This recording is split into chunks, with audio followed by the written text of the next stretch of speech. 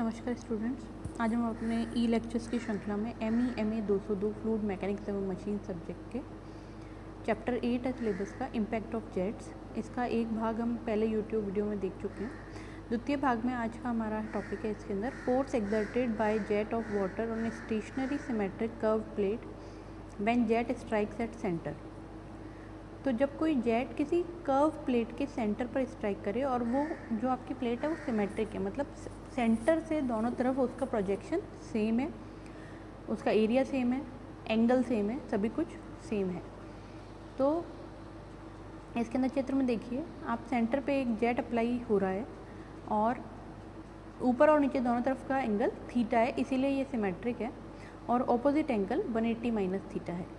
तो क्षैतिज दिशा में यदि प्रारंभिक वेग v है तो अंतिम वेग होगा -v cos थीटा।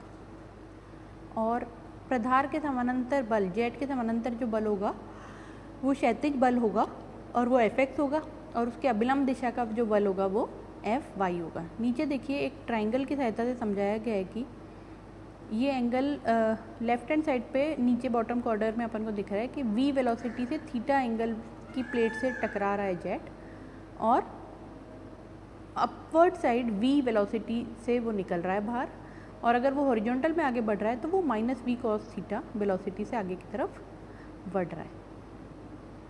तो अब अगर ऐसे में हम कैलकुलेट करेंगे तो जो Fx है हमारा, जो हमको निकालना है फोर्स, वो होगा m डॉट dv। तो m dot with in brackets v minus of v cos theta, तो माइनस माइनस प्लस हो जाएगा और m की जगह पे हम रख देंगे रो ए वी। तो रो ए वी, एक v और कॉमन ले लेंगे, v square 1 plus cos theta.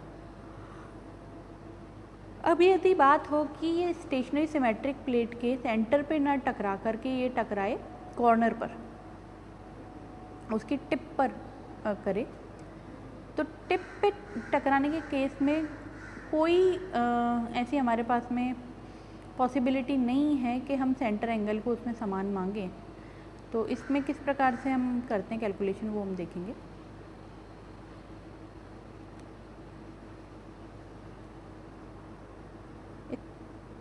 इसके अंदर जब हम कैलकुलेशन देखेंगे तो हम एक ट्राइंगल देखेंगे जिसमें हॉरिजॉन्टल में v वेग से आ रहा है, और यदि आगे की ओर बढ़ता है तो v साइन थीटा, और थीटा एंगल के अपोजिट भी थीटा एंगल है और फाई के अपोजिट फाई है।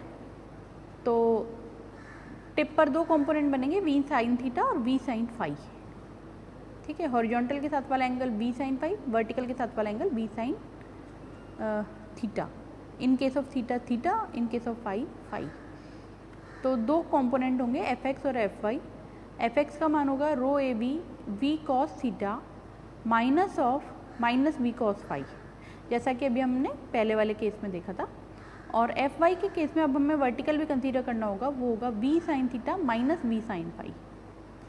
तो दोनों कंपोनेंट अप्लाई होंगे, और अगर इनका रिजल्टेंट पूछा जाए तो होगा √f(x) square plus fy square. अब अगर किसी मूविंग वेन के सेंटर पर टकराए और बट वो मूविंग हो, तो मूविंग के केस में सिंपली इतना सा डिफरेंस आएगा कि जो Fx है उसका मान हो जाएगा Fx रो क्यू, v की जगह यहाँ पे प्रारंभिक वेग होगा v माइनस यू, क्योंकि वो रिलेटिव वेलोसिटी काउंट होगी, और जो अंतिम वेग होगा वो भी होगा v minus u cos theta, minus of v minus u cos theta.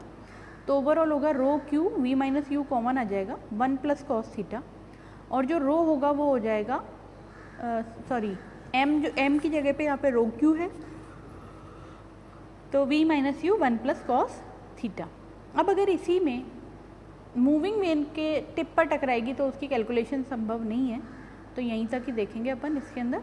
और इसका सिंपली अभिलंब दिशा का जो कंपोनेंट काउंट होगा वो होगा rho Q v minus u 1 plus cos theta. इस प्रकार इस वाले लेक्चर में इतना ही।